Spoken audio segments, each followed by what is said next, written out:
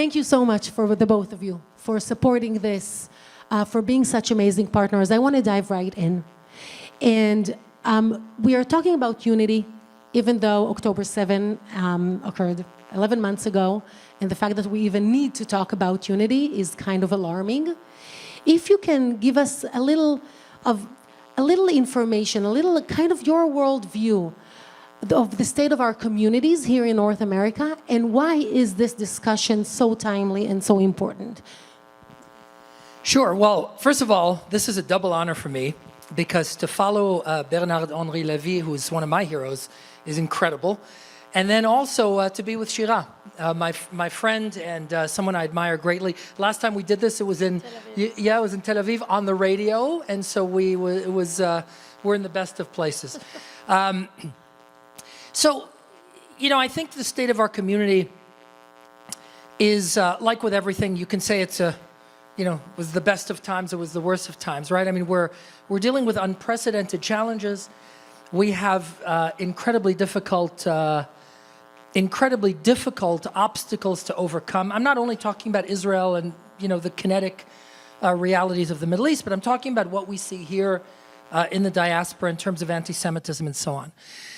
On the other hand, I have seen more unity and more a greater return to Jewish identity and to Jewish values than I've ever seen in my lifetime. I tell you, I have conversations with Jews from all walks of life. Some of them Israeli Americans, some of them Jews from various countries and from the United States, who say, I was never involved in the community. I never did it. Now I want to get involved. I want to help. I want to help my people. And also, by the way, no less significantly, I want to learn. I want to learn about our heritage. I want to connect with who I am and who my people are and where we've come from and what our values are. And we see this in Israel as well, right? A tremendous uptick in learning and study. And this isn't about shmirat mitzvot or chazara b'tshuva. It's about knowledge. It's about knowing who we are. And I've seen this more than I've ever seen it before. And so that is very, very exciting. Now, on the subject of unity, Bernard said it so beautifully. He said, this is a call to unity now. And that has to be. It has to be a call to unity. And so how do you get there? And what steps do we need to take? And it seems intractable, right? Jewish unity, we throw up our hands. Well, we had it back in Har Sinai. And since then it hasn't been, it's been a while. Ish echad belev echad. That's the last time we had perfect Jewish unity, right? But let me tell you this. And I say this because, by the way, my wife is in the room, and so there's a marital element to this as well. Our sages of the Gemara define love in a very practical and tactical way. We often think of love as Hollywood. We're swept off our feet, and that happened with my wife and me for sure. That's right. But actually, our sages define it very tactically. Love is defined in Judaism as an intentional, focused effort to ignore or minimize a person's flaws and to celebrate their virtues. That's how love is actually defined. Now, I mentioned that it's a marital story because in a marriage, what happens if we focus on each other's flaws? Any couple can do that. Focus on each other's flaws, the marriage ends, or at least it'll be a very unhappy place.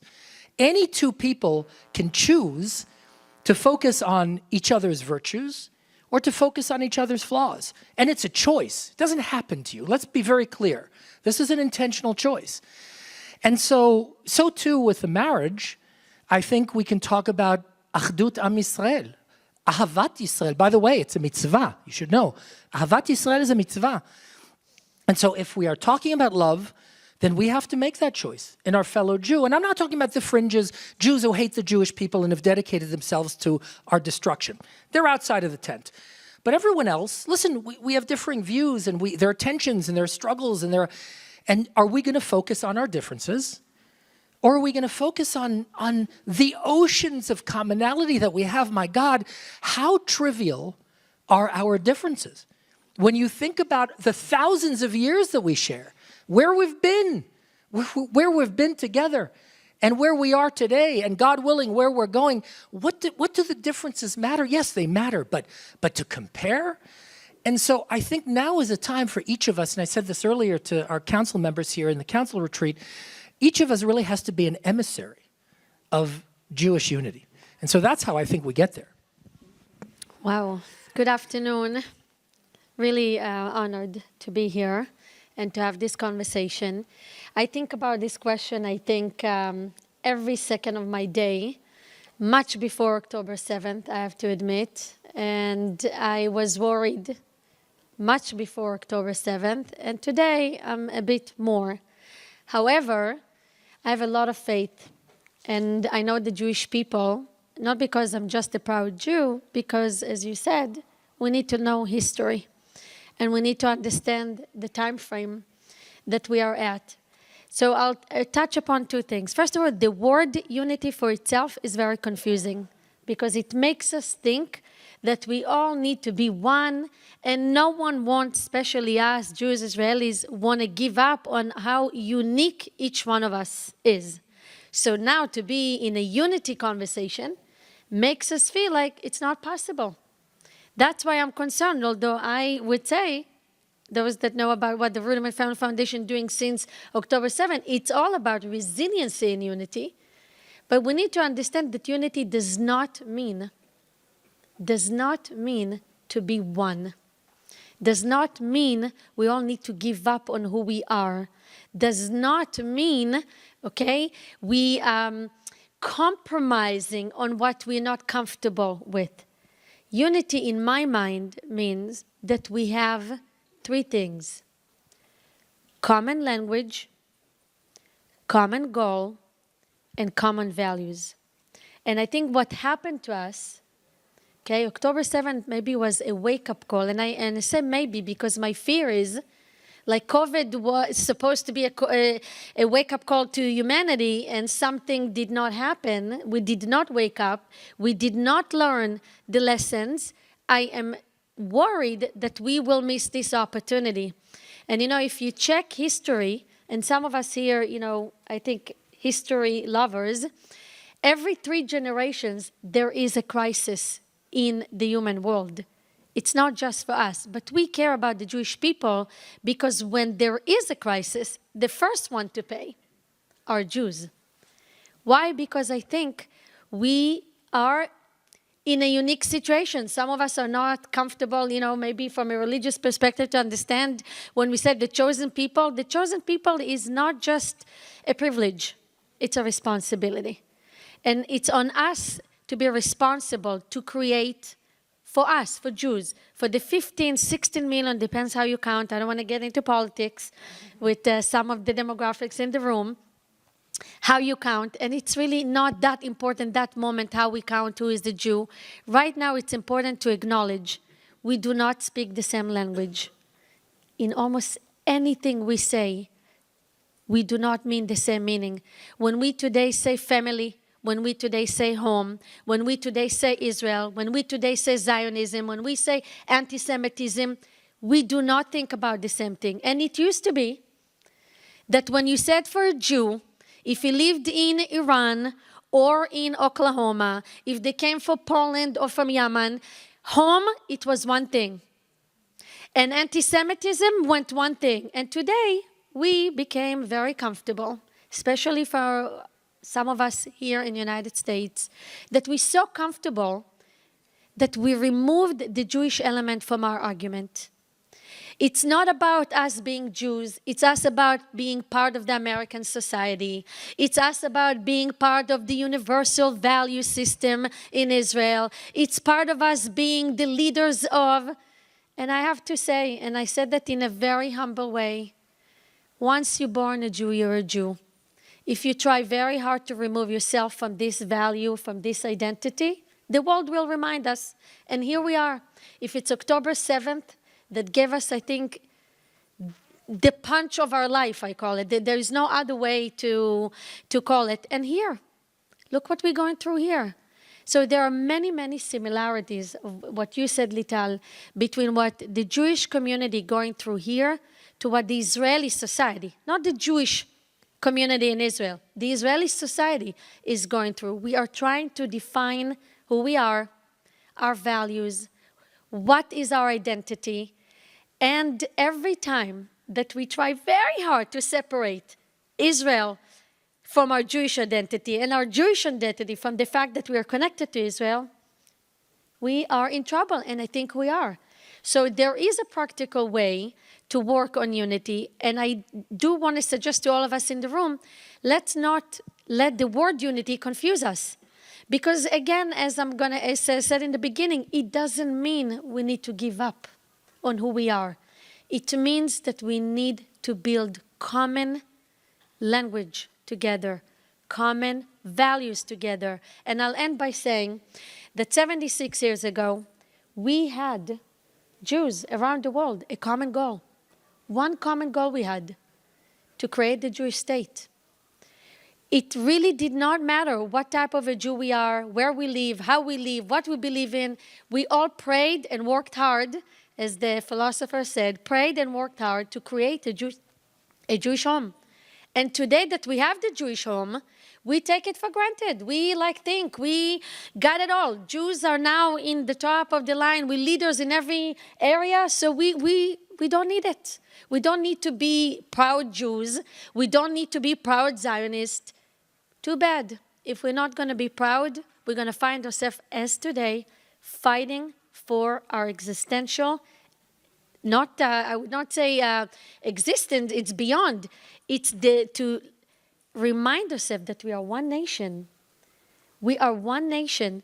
So for me, unity is, I call it a story of the Jewish people. It's not a moment. It's not an initiative now. It's a reminder to all of us that we have a common history and we are depending on each other for a common future. Thank you. Amazing.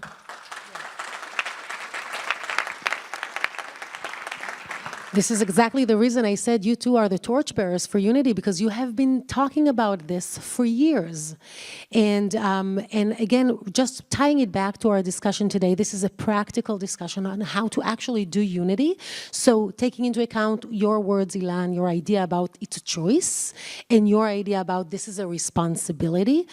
Can you share with the room maybe a quick example or an idea of how we can actually do unity, how we can choose unity and take the responsibility of bringing it about? You want to start? Sure. Since October 7th, I can tell you that both regionally on the ground and nationally, at the national leadership level, IAC has been engaged with our friends and colleagues in the Jewish world to a greater extent than ever before. Organizations that really didn't give us much thought for a whole host of reasons. History of Israeli-American community, we won't get into it, but for a whole host of reasons, suddenly said, we need you. We need the Israeli-American voice, and we need your community, the community that we built coast to coast. We are a community-based organization and unique in that way. And so that is organizations even of the locally now of the power of, let's say, UJA Federation of New York, where not only do we call them to work with them, they call us. And together we craft programs and we do things together. That's just one example, but it's all across the country with federations and local offices and all kinds of grassroots initiatives that all used to be competitive. And now it's like, let's do this together and make a difference together. But then at the national level, I mean, we have more cooperation now than we've ever had with the Conference of Presidents, with the member organizations of the Conference of Presidents. And it's not just cooperation, well, we'll invite you to a Zoom. I'm talking about real, wrestling with issues, traveling together. I was just in February, a mission to Israel, including to Otef Aza and to the Nova Festival with the Conference of Presidents. We don't typically, IAC hasn't been invited to those kinds of things, and they asked us to come. Because same thing with October 7th, they're doing a memorial in Israel. They want to do this with us. The Conference of Presidents wants to do this with us. And it's because, again, there really is a view that now more than ever, we're all in this together. and we have to act like it. Now, what do you do about that? That's an example of what's been going on, but it's not enough. It's not enough to just travel together and do some programming together. It's that choice that I talked about before, where when we work together, we have to really, we have to see each other for who the other person is. We have to understand the differing perspectives, and we have to struggle with the, with the important issues of this moment. And that's critical. And I want to say now, you were very nice in introducing me, Lital, but I have to tell you, you have your finger on the pulse of this like nobody else. You and your team, Yakir is in the room. What you guys do in the IAC New Leadership Department with your generous support, Shira, is absolutely game-changing, because you exactly face, confront, and struggle with these very issues of who are we and how do we work together, and what is that identity? What is the difference between being a Jewish American and an Israeli American? What is that identity that we have together? Shira, you said one language.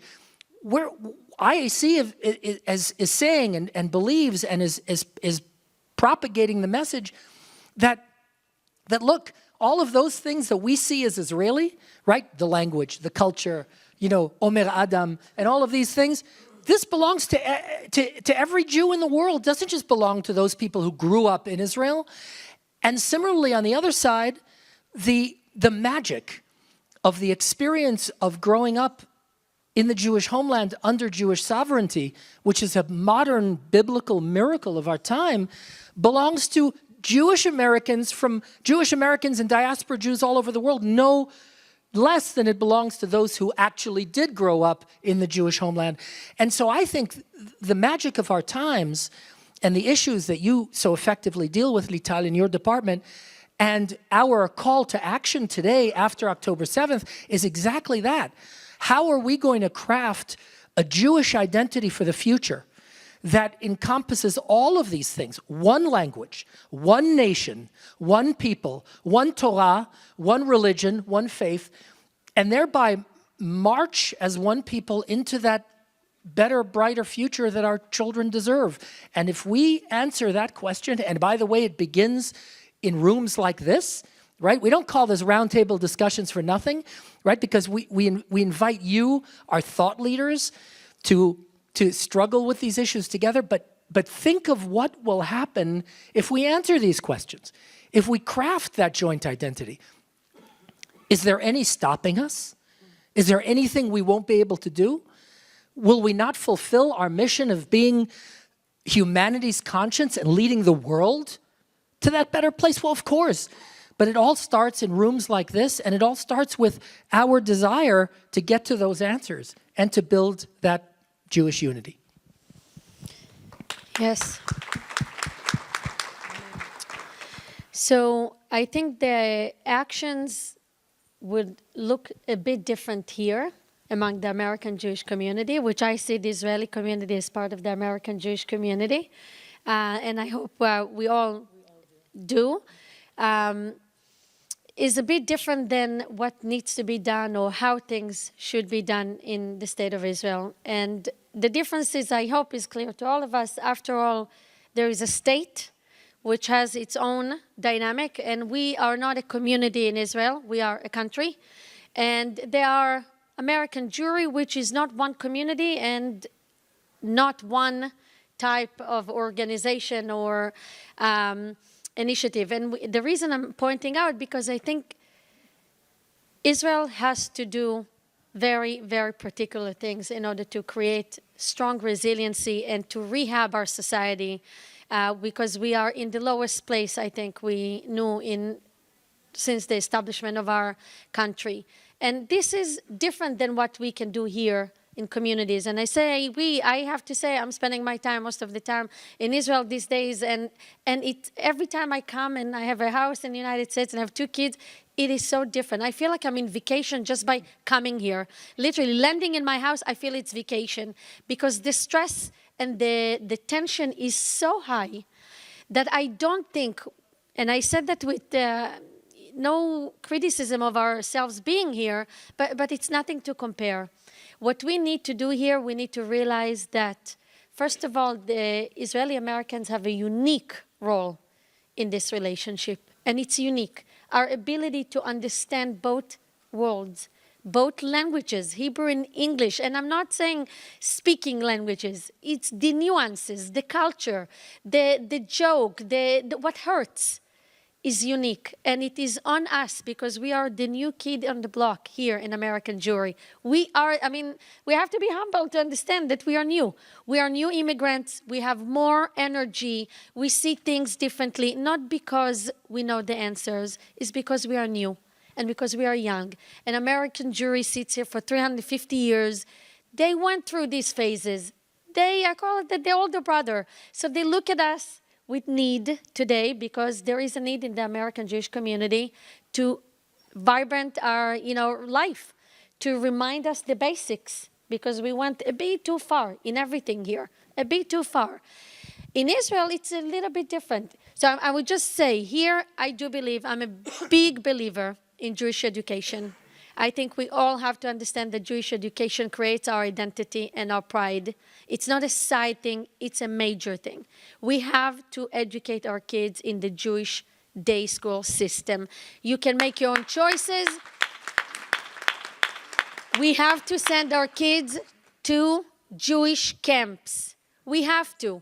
I know it's appealing to all of us to send our kids to many private things and to cool things, but I want to remind us at the end, the choices are being done with your friends. You build your business with your friend. You marry with the person you met. It doesn't happen overnight, one day in campus, okay, or university. You build the language. You build identity. You educate your kids. Where does it happen? In the Jewish system. Please do not make other choices than to be part of the Jewish organizations. And yes, I'll be the first one criticizing the Jewish community or organized organizations. However, we need to fix it from inside. We cannot sit outside and choose not to be part of it and say, someone else is going to do it for us. No, it's on us. You want to fix it? Come and fix it. Make sure we are diverse. The American Jewish community does not always represent what we see on the ground. Okay, what does it mean? The American Jewish community, it is not just Ashkenazi Jews. Okay, and I say that with respect. I'm married to one, so no, I'm not judging any of us. Okay, but I'm also married to one. Good. The American Jewish community, and it's important because when we say unity, again, we need to break it to pieces. We need to make sure we get to everyone. We include everyone, people with disability and Jews of color, the younger and the older. And I say older because we also learn to dismiss. They're not cool because they're not on Instagram and they're not influencer. With all due respect, there are people that came before us. They paved our waves. The American Jewish community looked the way it looks today because of those that fought in the closed doors, because of those that did things in quiet. Okay, today we have social media. Fine, great, that's the generation. But let's not dismiss everyone and kill everyone that did what they did before. We are where we are because of those donors and philanthropists that were brave and not afraid to start hundreds of initiatives. I mean, we always give Birthright as an example. There are many, many, many others. Executive programs, leadership programs, camps. Everything in the Jewish world is private. There is someone that believes in us.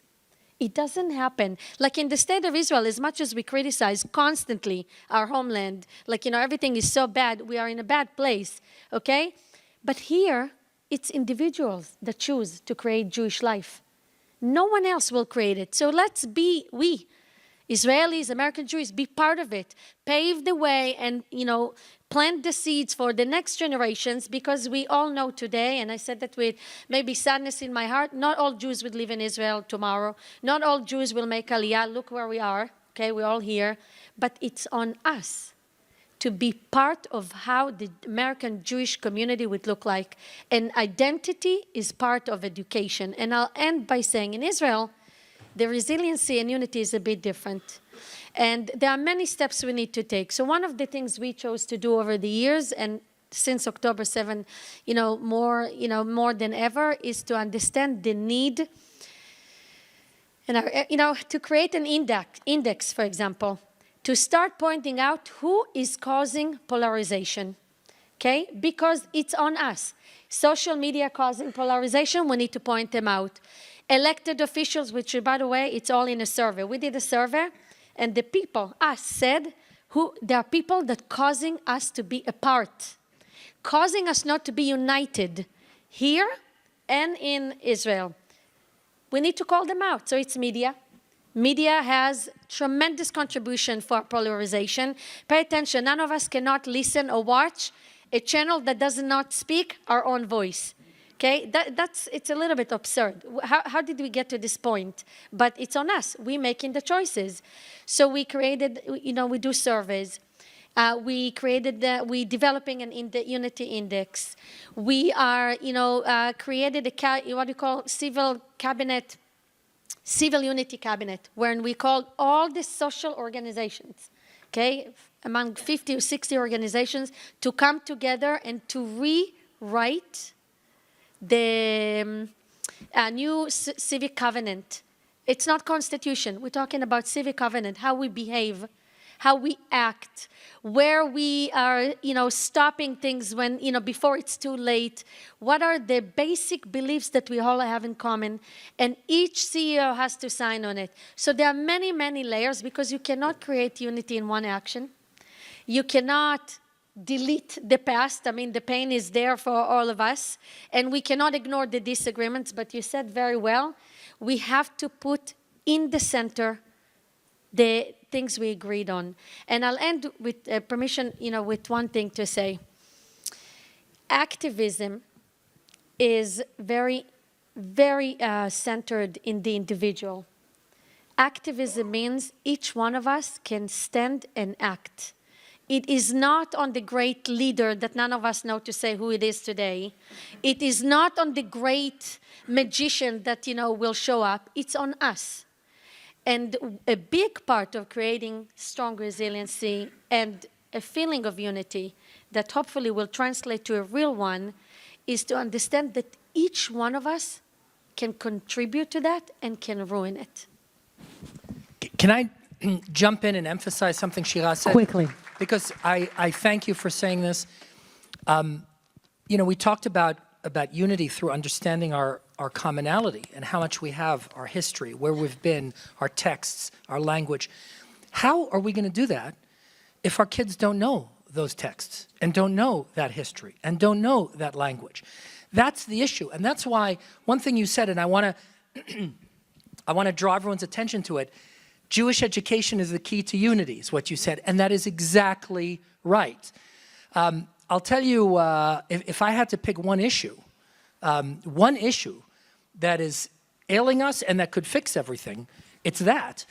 A very prominent rabbi, a very progressive rabbi, Rav Lichtenstein, for those of you who follow, said something very interesting, and it blew me away. He said that the main difference between Jews today in the world is not Ashkenazim, Mizrahim, Sfaradim. It's not what you keep, where you eat, Shabbat. This is a rabbi saying this. He says, it's not none of that. He says, the main difference is, are you committed to a real Torah education for your kids or not? That's the issue. That's what he said. And I think really it's such an important statement, because when you think about it, if we are not on the same, if we're not operating from the same playbook, now you can argue about what the playbook means, but if we're not even on the playbook, then how do we maintain any commonality? And so this is a key issue, and I will tell you, especially in the United States, we are pricing ourselves out of existence. Bottom line, we are pricing ourselves out of existence. The Jewish world raises billions and billions and billions of dollars for all kinds of things, thank God, great things. But when are we going to really invest in the future of our people? And that is our children and their education and their knowledge of who they are and our history and our people and our text and our language and our beliefs and our homeland. And that requires real education. And that's no way around that. That's exactly why we're here today. I want to thank you, first of all, for hosting this and joining me on stage. And we have to start we have to get the work starting, I would say. So thank you so much. Can I just ask everyone, because you can see on the tables, there is a little, Okay. As Shira and Elan, yes, this is very important, and I wanted to get to that, so thank you, Shira. The Ruderman Family Foundation started in Israel, this social covenant. It's called Osim Shalom Babayit. Osim Shalom Babayit. We translated it to Creating Peace at Home. We have the QR code over there. On the roll-up, you have little post-its on your table. Please QR code. There's a QR code. Please go in, get in there and answer the survey. The results of it will be presented on at the last plenary. Thank you so much for joining me. This has been phenomenal and so interesting.